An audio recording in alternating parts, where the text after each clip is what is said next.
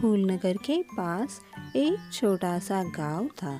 उस गांव में कलवा नामक एक नाई रहा करता था। पिताजी के मौत के बाद कलवा ने ठान ली कि पिताजी का व्यवसाय वो अपने तरीके से आगे बढ़ाएगा।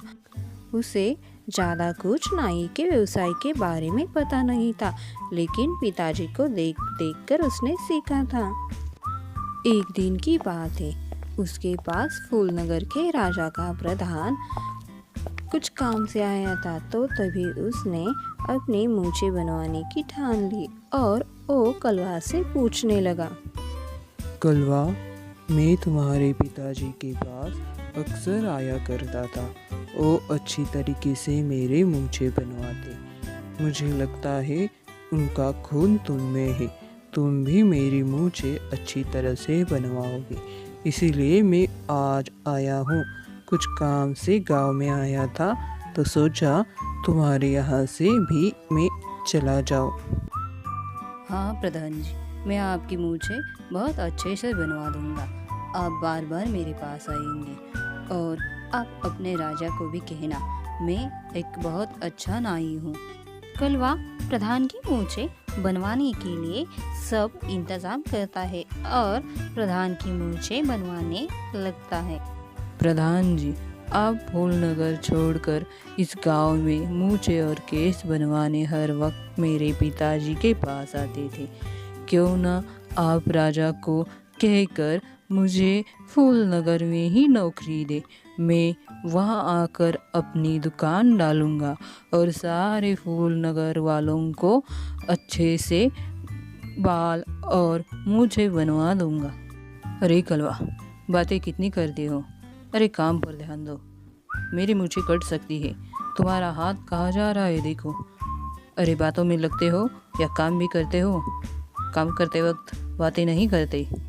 बातों बातों में कलवा से प्रधान की मूछें कट जाती है और जो प्रधान कह रहा था वही होता है। प्रधान उस पर बहुत गुस्सा होता है। मुझे लग ही रहा था तुम कुछ ना कुछ तो गड़बड़ जरूर करोगे। अरे काम करते हो या सिर्फ बातें करते हो? तुमने मुझे राजा को कहने को कहा था ना तुम्हें नौकरी दिलाने के लिए। अब मैं तुम्हें इस गांव से ही निकालता हूँ। तुमने इस प्रधान की मूछें कटवाई ना, अब तुम इस गांव से चले जाओ कलवा। प्रधान उसे धमकी देकर वहां से चला जाता है। कलवा थोड़ी टेंशन में आता है, लेकिन कलवा सोचता है ये प्रधान क्या कर ही लेगा। मैं अपने गांव में ही रहूंगा और नाई का व्यवसाय जरूर करूंगा। कलवा सुबह सुबह अपने दुकान पर बैठकर गांव वालों को मूछें बनवाने के लिए अपने यहाँ बुलाता है। तभी रामलाल वहाँ से गुजरता है और कलवा की बातें उसके कानों में पड़ती है, तो फिर वो उसके पास आता है। रामलाल, आइए आइए, आपकी सेवा में क्या करूं? क्या बनवा दूं? मूछें? आपके सिर पर तो बाल ही नहीं है। लगता है आपको मूछें ही बनवानी है मेरे से। चुप हो जाओ कलवा। अरे हम लोगों को पता है तुमने कल क्या किया था। अरे फूलनगर के प्रधान की मूछें तुमने कटवाई। उसने कहा ना तुम गांव छोड़कर चले जाओ, तो तुम्हें गांव छोड़ना ही पड़ेगा। अब तुम्हारी दुकान पर कोई नहीं आएगा। खुद ही अपने अब बाल बनवाओ और मूछें। मुझ पर हंसते हो कलवा? बेचारा कलवा अपने गांव से बेदखल होकर दूसरे गांव में व्यवसाय ढूंढने के लिए निकल जाता है। तभी रास्ते में दो घर उसे दिखाई देते हैं, तो उसे बहुत प्यास लगी थी। इसी वजह से वो उस झोपड़ी में झांक कर देखता है, लेकिन झोपड़ी में से जो कोई भी था उसने कलवा को पानी तक नहीं दिया। कलवा बहुत परेशान होकर एक पेड़ के नीचे जाकर रुका। गाँव वालों की ऐसी हरकत पर कलवा बहुत नाराज़ हो चुका था, लेकिन वो कुछ नहीं कर सकता था। वो अपने विचारों में ही खोया गया। पेड़ के नीचे वो बहुत घंटों तक बैठा रहा। तभी उसे कुछ आवाज़ें सुनाई दी। इधर उधर देखता है लेकिन उसे कोई नहीं दिखाई देता। तभी वो 4 पैर आगे निकलकर चला जाता है।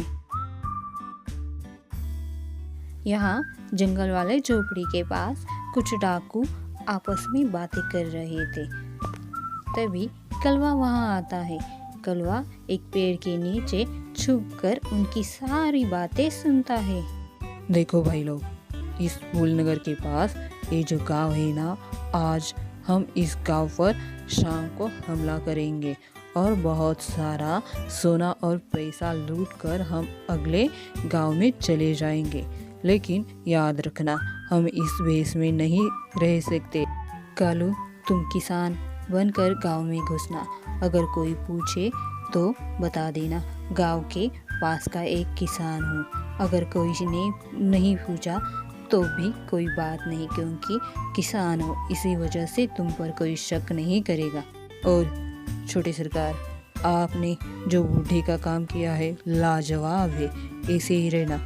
और चोरू, तुमने जो मालिका गिटअप किया है वो भी बहुत अच्छा है। किसी को कोई कान खबर नहीं होनी चाहिए। आज हम फूलनगर के पास का गांव लूट कर ही जाएंगे। ऐसी बातें सुनकर कलवा अपने सिर को खुजाता है। उसे कुछ समझ में नहीं आ रहा था अब क्या करे। वो चिंतित भी था, लेकिन एक बार के लिए वो सोचता है, जाने दो ना, क्या इस गांव ने मुझे दिया, चलो जाने दो, लूटने दो इस गांव को। लेकिन कलवा एक पेड़ के नीचे आकर फिर से सोचता है, क्यों ना इस मौके का फ़ायदा उठाया जाए और गांव वालों को भी सबक दे सकूं। गांव वालों ने मुझे मदद नहीं की, मैं नया नाई था, लेकिन किसी ने भी मुझे समझने की कोशिश नहीं की। किसी ने ठीक ही कहा था, अगर भगवान कुछ दरवाजे बंद कर देता है तो और एक खोल भी देता है। चलो इस मौके का फ़ायदा उठाता हूँ। थोड़े अंतराल के बाद कलवा फिर से वापस आता है और अब वो साधु का रूप धारण करके आया था। वो बरगद के पेड़ के नीचे जाकर रुकता है। कोई देख तो नहीं ले रहा मुझे, यही सोचकर इधर उधर देख रहा था। और फिर वो उस बरगद के पेड़ के नीचे आकर बैठता है। डाकुओं के इंतजार में कलवा वही बैठा रहा। सुबह से अब शाम भी हो चुकी थी, लेकिन डाकुओं का कुछ अता पता ही नहीं था। अरे, इन लोगों ने मुझे वहाँ देखा तो नहीं? लगता है शायद देखा। वो आ क्यों नहीं रही? इतने में उनके आने की आहट सुनकर वो सोने का नाटक कर रहा था।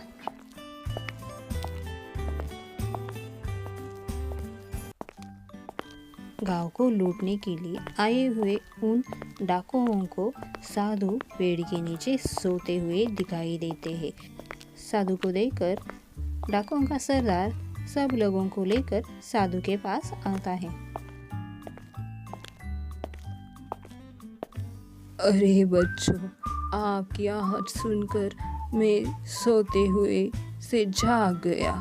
आप यहाँ इस अंधेरे में कहाँ जा रहे हो?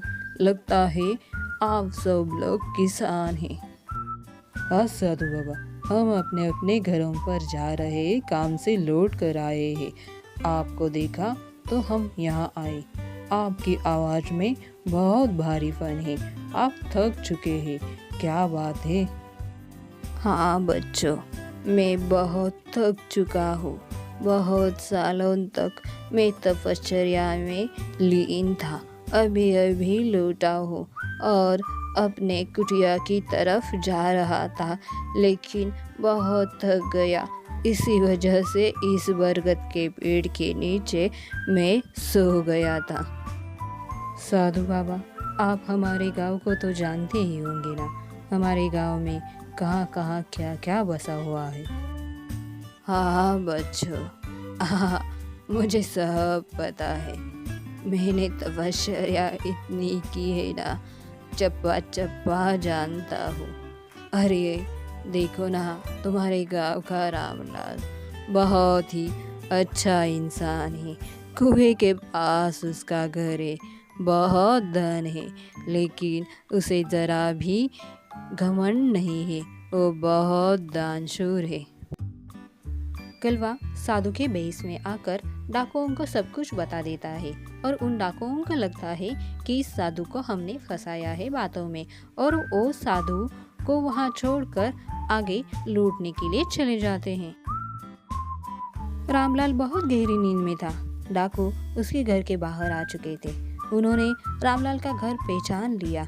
साधु के मुताबिक उन्हें लगा कि रामलाल के घर में बहुत धन है, इसी वजह से वो रामलाल के घर में आकर चोरी कर कर वहां से चले जाते हैं। जागो जागो गांव वालों, मेरे घर पर चोरी हो गई है। जागो जागो गांव वालों, मेरे घर पर चोरी हो गई है। लगता है डाकुओं ने मेरे घर पर हमला किया था। सारे जवाहरात पैसे लेकर वो भाग गए हैं। गांव वालों सुनो सुनो सुनो, मेरे घर पर चोरी हो गई है। आप भी जाग जाओ, सतर्क हो जाओ। अपने गांव में चोर आ चुके हैं, डाकू आ चुके हैं। कभी भी किसी वक्त हमारे गांव पर हमला हो सकता है। अब ऐसे ही भाग भाग कर वो सारे गांव वालों को सतर्क कर लेता है और सारे गांव वाले इस पर कुछ उपाय करने के लिए इकट्ठा होते हैं और सोच विचार करके नतीजे पर पहुंचने ही वाले थे। तभी गांव का एक छोटा गोलू उन्हें साधु के बारे में बताता है। अपने गांव के बाहर बरगद के पेड़ के नीचे एक साधु बैठा है और सब लोग वहां जाते हैं। कलवा को पता था सारे गांव वाले उससे मिलने के लिए जरूर आएंगे, और गांव वाले आते ही वो फिर से बरगद के पेड़ के नीचे बैठ जाता है। गांव वालों को परेशान देखकर कलवा मन ही मन खुश हो जाता है और गांव वालों को उनकी गलती का एहसास दिलाने के लिए वो गांव वालों को यह सूचित करता है कि उनकी वजह से कलवा बाहर गया और कलवा गांव से बाहर जाने की वजह से उनके गांव पर एक संकट आ गया है। नेक दिल कलवा को तुम लोगों ने बाहर निकाल दिया। अब देखो तुम्हारे इस गांव पर कितना बड़ा संकट आ गया। कैसे भी करके कलवा को ढूंढकर अपने गांव में वापस लाओ, तभी तुम्हारा सारा धन भी मिल जाएगा और ये संकट भी टल जाएगा। ऐसी बातें सुनकर सारे गांव वाले कलवा को ढूंढने के लिए निकल जाते हैं। देखो भाइयों, ये सारा धन हमने लूट लिया है, यहाँ सुरक्षित है। साधु बाबा ने क्या कहा, उन्होंने बातों बातों में इस गुफा का जिक्र भी किया था। उन्होंने कहा था इस गुफा में उन्होंने तपस्या की थी, तो मैंने सोचा यह सुरक्षित जगह है और यहाँ से कोई भी हमारा धन नहीं ले जा सकता और हम बहुत से भी यहाँ रहेंगे, क्योंकि यहाँ कोई नहीं आएगा। साधु की तपस्या की जगह जो है, और हम आराम से गांव गांव लूट कर हमारा ठिकाना तय करेंगे। कलवा दूसरे गांव में जा रहा था, तभी गांव वाले उसके पीछे पीछे आते हैं और कलवा को आवाज लगाते हैं।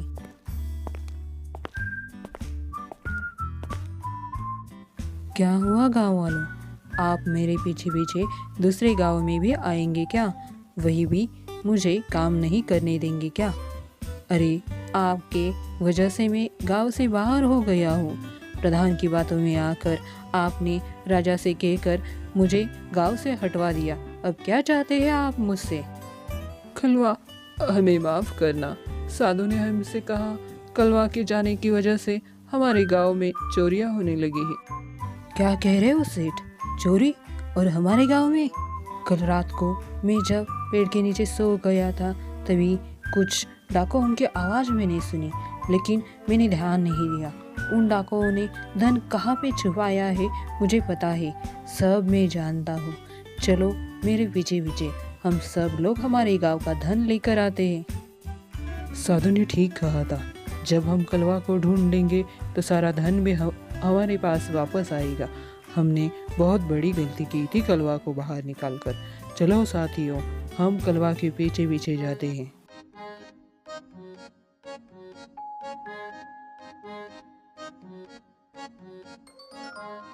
देखो यहाँ धन छुपाया है हमारा उन डाकुओं ने। मुझे लगा वो डाकू कोई और गांव से आए हैं, इसी वजह से मैंने ध्यान नहीं दिया सेठ।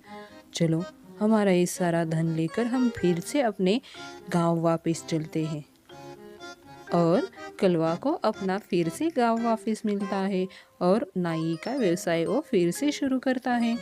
मेरी कहानियाँ अच्छी लगती हो तो लाइक, शेयर और सब्सक्राइब करना भूलना मत दोस्तों। धन्यवाद।